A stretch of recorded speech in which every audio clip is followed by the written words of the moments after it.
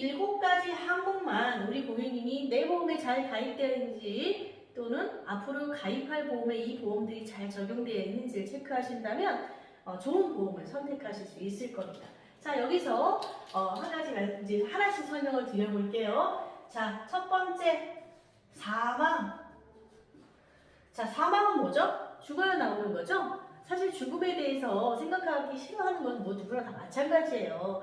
그러면서도 100세까지 사시겠습니까? 라고 하면 아우 그냥 일찍 죽어야죠 이렇게 얘기합니다. 사람은 이율배반적이고 아이러니한 마음을 가지고 있어요. 그래서 이 사망이라고 하는 것은 이 모든 생명체가 그 끝이 있는 거죠. 이 끝에 가게 되면 우리는 사망을 하게 됩니다. 그 끝이 인명은 제천이라 언제 올지는 아무도 모르겠지만 누구나 천수를 누리다 가길 원합니다. 자, 이 사망에는요. 자, 사망은 주로 어떤 사람이 가입을 할까요? 그쵸? 무언가 책임져야 되거나 무언가 남겨줘야 되는 사람들이 가입을 합니다. 자, 책임져야 되는 사람, 옛날에는 아버지가 책임을 많이 졌죠? 가장의 뭐 책임 이렇게 해서. 근데 요즘은 남자보다 돈 많이 버는 여자도 많고 요즘은 남자들이 결혼하기, 애 딸린 남자들이 결혼하기 더 힘든 세상이잖아요. 그쵸? 그래서 솔직히 이 사망이라고 하는 것은 엄마, 아빠 모두가 필요한 담보라고 생각을 합니다. 자, 사망, 죽으면 나오는 담보라고 생각을 했는데 이 사망에 이름이 있어요. 이름이. 무슨 이름이 있을까요? 일반 사망, 그 다음에 재해 사망, 그 다음에 질병 사망, 상해 사망 이렇게 이름이 있어요. 그냥 죽으면 다 주면 되는데 왜 이렇게 이름을 복잡하게 짓습니까? 그쵸? 저도 그런 마음입니다. 자, 일반 사망 어떤 사망일까요? 모든 사망을 줍니다. 심지어 자살도 지급을 해요. 그쵸? 자, 그러다 보니까 사실 사망보험금이라고 하면 어떻게 죽을지 아무도 예정되어 있지 않아요. 그래서 사망보험금을 가입한다면 일반 사망보험금을 가입하는 것이 가장 좋을 겁니다. 그래서 그런데 자, 재해 사망 어떤 일이 또 있을까요? 재해는요 원인이 외부에 있으면 돼요. 자, 원인이 외부에 있으면 되는 거죠. 원인이 외부에 있는 게 어떤 거예요? 내가 어디에 부딪혀서 사망하는 것도 외부에 있는 거지만 이번에 코로나처럼 외부의 전염병 그 균으로 인해서 내가 아프게 돼서 사망하는 거죠. 이것도 재해 사망입니다. 자, 자연재해로 인해서 내가 사망하는 것도 재해 사망이고요. 천안함 사고처럼 외부에 내가 원치 않는 이유로 내가 사망한 것도 재해 사망입니다. 자, 이렇게 또 있죠. 과로사. 열심히 일하다 과로사해서 사망하게 되는 것도 재해 사망입니다. 그렇게 재해 사망의 원인이 외부에 있는 것의 사망이 재해 사망입니다. 자, 그런데 이거하고 아주 비슷한 개념이 있죠. 상해 사망. 자, 원인이 외부에 있는 건 맞는데요. 원인이 외부에 있으면서 여기는 하나 더 들어갑니다. 뭐냐면 급격하고 우연한 충격이 하나 더 들어갑니다. 네. 자, 외부의 원인인데 급격하고 우연한 충격, 이것이 이 상해의 기본 전제 조건이에요. 그럼 코로나 사고는 외부의 급격한 충격이 아니죠? 자, 의료 사고도 내가 동의서 쓰고 들어가니까 의료 재해지 의료 상해는 아니잖아요. 이렇게 해서 요런 것들이 들어갑니다. 자, 그럼 여기 또 하나 헷갈리는 게 하나 있어요. 질병 뭐야? 질병은 원인이 자기 안에, 내 안에 있어요. 내부에, 내 안에 있어요. 내가 스스로 내 안에서 질병이 발생해야 되는 거예요.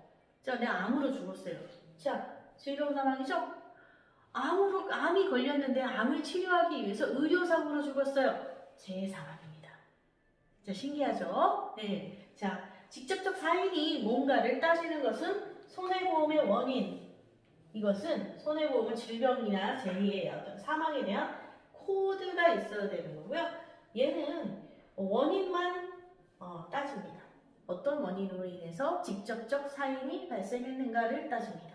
그래서 자, 사망보험금은요, 사실은 이러한 원인 때문에, 자, 원인을 따지는 것은 생명보험의 영역이에요. 이것은 손해보험의 영역이에요. 그러면, 자, 이 생명보험의 영역을 보통 사망보험금을 가입을 하셔야 되겠죠? 그쵸? 사망보험은 생명보험의 영역입니다. 이렇게 이해를 하시면 되고요. 또 하나는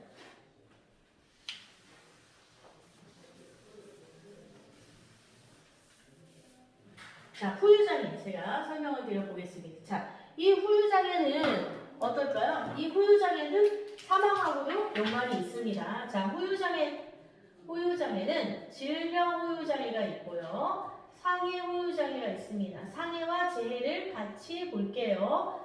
자, 상해와 재해 차이는 앞에서도 말씀을 드렸잖아요. 코로나로 인해서 내가 미각을 잃었다. 그건 재해 후유장애에 들어갑니다. 그런데 내가 교통사고로 인해서 후유장애 생겼다. 그거는 상해입니다. 급격하고 우연한 사고이기 때문에 이 범위가 약간 다르다. 이렇게만 알면 되고요. 질병 후유장애는 동일합니다. 자, 이런 것들을 가입하실 때 제일 중요한 게 뭐냐면 자, 질병 후유장애 중에서 제일 중요한 건 3%부터 100%까지 보상의 범위가 제일 중요합니다. 내가 3%부터 100%까지 보상해주는 이런 후유장애 보험을 가입했는가 또 앞으로 가입할 것인가가 되게 중요해요. 자, 보시면 자, 과거의 보험은 1에서 6급까지 보상을 해줍니다 라고 하는데 이 6급은요 15% 후유장애예요. 그럼 내가 가입한 보험은 15%까지 보장이 되는 거네요. 그죠? 또 어떤 사람은 50% 이상 후유장애 보상을 해줍니다. 또 어떤 상품은 80% 이상 후유장애 보상을 해줍니다. 이렇게 국한된 제한 조건들을 가지고 있는 보험을 많이들 가입하고 계십니다. 자, 이런 것들 의미가 없습니다. 아니, 없다는 표현은 좀 그렇고요. 기왕에 가입하시는 거 이렇게 범위가 굉장히 낮은 후유장애부터 보상해주는 형태를 띄시는 것이 굉장히 좋겠다라고 생각이 듭니다.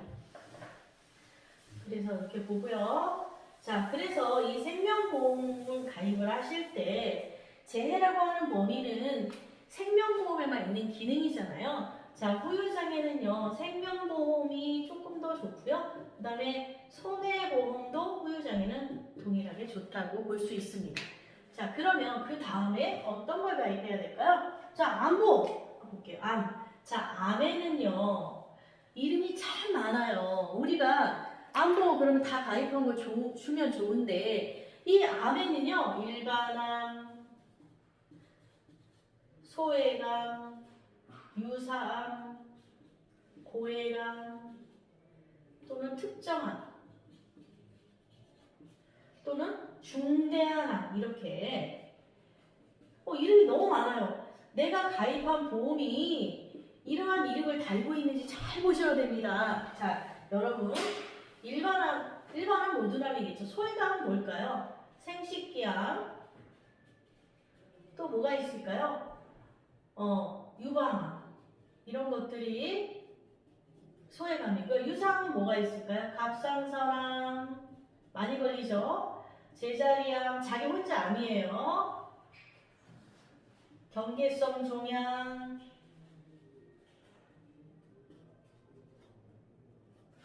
대장, 점막, 내암 이렇게 있습니다. 자, 그런데 이런 유상, 고해감은요 지정한 거예요. 이름이 지정된 암이에요. 내가 3개를 지정할 건지 5개를 지정할 건지 16개를 지정할 건지 이렇게 지정을 합니다. 지정된 암만 주는 거예요. 자, 중대한 암은요 암은 벌써 1cm부터 암이거든요. 근데 1.5cm부터 중대요. 이 중대한 암이라는 건 크기를 따지는 겁니다. 예, 이렇게 따집니다. 그래서 암은요 이렇게 5가지 이름이 있어요. 그런데 내가 가입한 암이 어떤 암인지 잘 봐야 되겠죠? 자, 보세요. 어떤 회사는요 이 일반암과 소외감을 같이 줍니다. 그래서 일반암 3,000 그러면 소외감도 3,000 주는 거예요. 그런데 어떤 회사는 300 이렇게 작은 글씨로 이 소외감은 300만 원 줍니다. 이렇게 써 있어요. 얼마나 화납니까? 그죠? 근데 글씨에 분명히 써 있어요. 못 본 건 누구지다? 내재인 거예요. 그쵸? 자, 3천만 원. 그런데 이게 소외감은 300 이렇게 낮게 책정되어 있는 회사가 있습니다. 그러면 이렇게 같이 모두 3천만 원 주는 회사가 좋은 회사겠죠? 자, 유사암은 어떨까요? 유사암. 암과 유사하다. 발병률이 그만큼 높다는 뜻입니다. 자, 갑상선암, 제자리암, 경계성 종양, 대장 전막 내야 그쵸? 옛날 든 암범이 왜 좋다고 하는 거냐면요. 이 갑상선암 얘네들이 유사암에 일반암 포함되어 있어요. 네. 요 경계성 동양하고 뭐 제자리암 빼고는 다 일반암에 포함돼서 얼마나 좋아요. 그쵸? 네. 그래서 옛날 보험을 해지할 때는 여기 들어있는지 체크를 하셔야 되는 거예요. 자, 그래서 여기서 선택할 때는 이 대장 전막 내암이 원래 암은 C코드예요. 근데 그 전에 전조 증상적인 이 D코드부터 이 대장 전막 내암에 암보험을 주는 회사가 있어요. 예. 그럼 어떤 회사는 다 C코드부터 주는데 어떤 회사는 D코드부터 주네? 그러면 기왕이면 D코드부터 주는 회사를 가입하는 게 더 좋겠죠? 그죠? 이왕 가입해서 어쩔 수 없는 경우는 어쩔 수 없겠지만 새로 가입해야 된다면 이런 거 체크하는 게 좋을 것 같습니다. 자, 고해감은요. 어떤 특정해서 지정된 암에 대해서 많이 준다 이런 의미예요. 중대한 암은 CI암이라고 하는데 보통 1cm부터 아닌데 이런 차이가 있어요. 기왕이면 우리가 몇 cm에 걸릴지 어찌합니까? 그쵸? 물론 얘도 확률이 굉장히 높아요. 그죠? 보통 진단되는 시기니까. 그렇지만 우리는 요즘 점점 조기 발견이 되고 있는 시기이기 때문에 언제 내가 몇 cm짜리 암이 걸릴지 아무도 모른다는 거죠. 그렇다면 굉장히 포괄적인 이런 일반암이 소외감까지 포함되는 암을 선택하시는 게 좋고 기왕이면 D코드부터 보장해주는 이런 유사암 형태가 되어 있는 암보험이 좋겠죠. 자, 암보험은요 일반적으로 진단과 동시에 지급되는 것을 원칙으로 하고 지급이 빨라야 되겠죠. 그래서 암보험은 손해보험 영역이라고 볼 수 있습니다. 손해보험 영역이라는 표현보다는 손해보험이 조금 더 저렴하고 이제 구조적으로 이런 것들이 더 좋다라고 볼 수 있어요. 근데 요즘은 생존도가 미친 듯이 경쟁하기 때문에 큰 차이가 없어지는 것도 점점 없어지기도 합니다. 자, 그 다음에 암은 했어요. 그 다음에 뇌는 어때요? 뇌는요. 자, 뭐예요? 뇌출혈, 그죠? 그 다음에 뇌경색, 뇌혈관 질환 이렇게 볼 수 있죠. 그죠? 자, 뇌는요. 일반적으로 한번 발생하게 되면 치료 기간이 상당히 긴 것이 특징이고요. 수술비도 굉장히 비싼 게 특징입니다. 수술하기도 어렵고요. 자, 뇌는요. 그러다 보니까 실비에서도 중요하지만 진단자금을 받음으로써 이 진단금이 생활비가 될 수 있고 또는 재활치료를 받을 수 있게 이 진단금을 많이 받는 것이 중요합니다. 근데 무한정 가입할 수는 없겠죠. 자, 일반적으로 최소 가입해야 되는 단위를 암3천, 뇌3천, 신장3천 이렇게 생각하시면 좀 편하실 것 같습니다. 물론 돈이 많다면 더 많이 가입하셔도 좋겠죠. 예. 자, 뇌출혈, 뇌경색 두 개를 합쳐서 뇌졸중이라고 합니다. 자, 우리가 보험가입을 할 때 확률적으로는 이렇게 됩니다.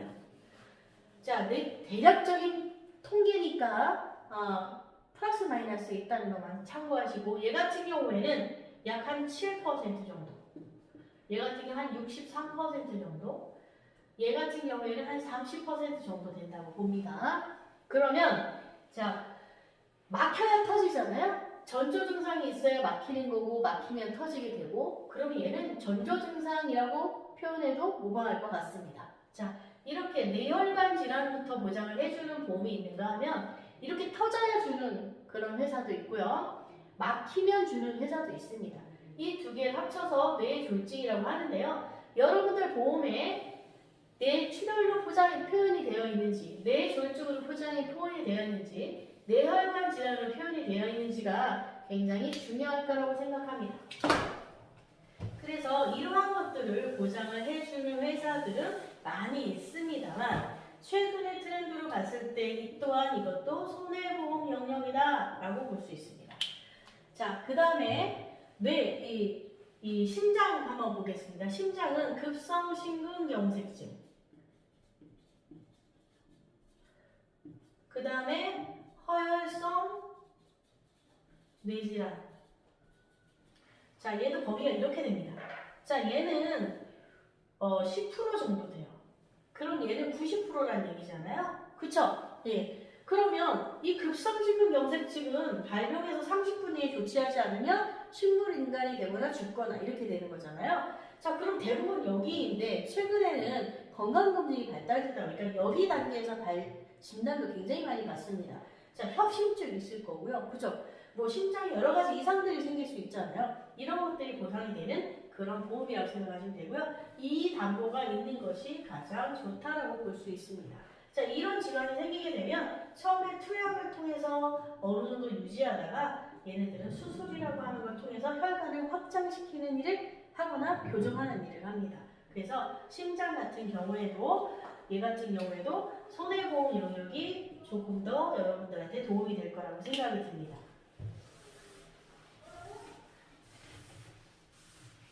자, 실비 한번 보도록 하겠습니다. 실비. 아까 말씀드린 것처럼 실비는 자, 우리가 위험은요.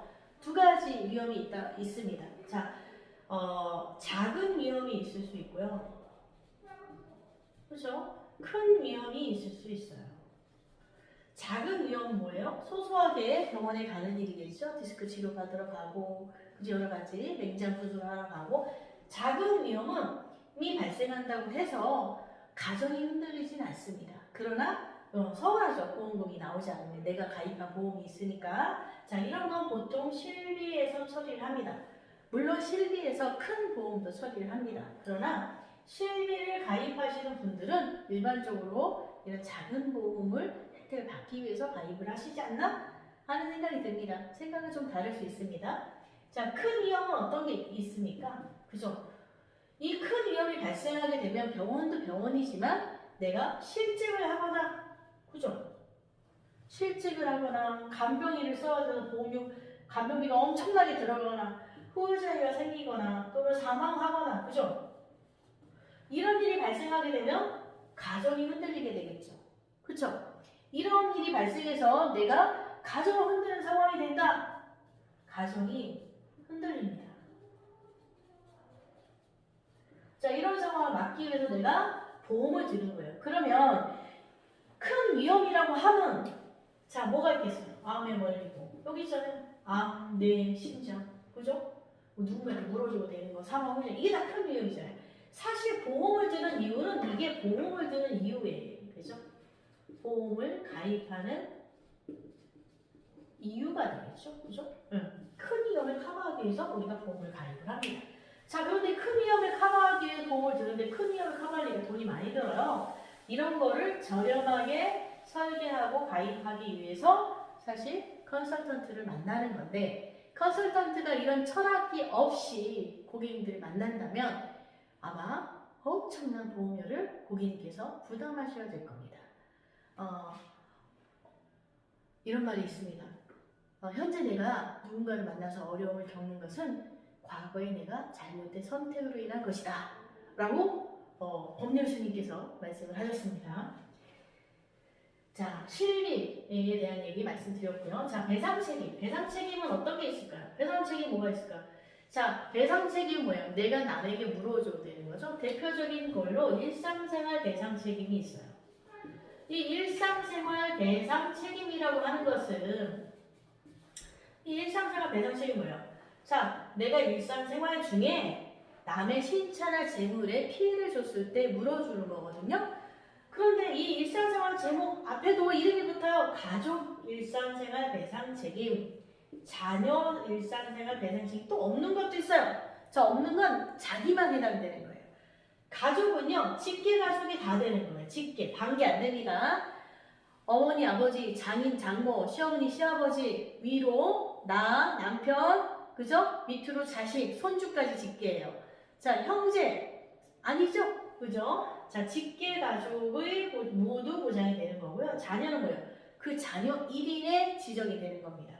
또 없는 것도 개인 1인에 지정이 되는 거예요. 1인 지정이에요. 1인 지정. 네. 자, 자동차 종합보험으로 얘기하면 이거는 누구나 탈 수 있게 가족이면 하는 거고요. 이거는 김용에서 1인 지정하는 자동차 종합보험이라고 생각하시면 됩니다.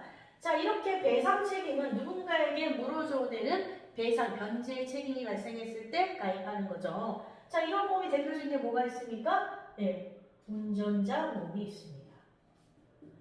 자, 운전자 보험에서 뭐가 나갑니까? 벌금, 형사 합의금, 그 다음에 변호사 선임 비용. 그죠? 이것이 운전자 보험에 가장 가입해야 되는 키죠. 네. 자, 그 다음에 뭐가 있습니까? 화재보험. 자, 화재보험. 내 집에 불이 나면 다른 사람에 옮겨붙겠죠. 다른 사람 집에. 그들의 집에 대한 피해를 변제해줘야 되는 의무가 있습니다. 네. 그래서 이런 화재보험,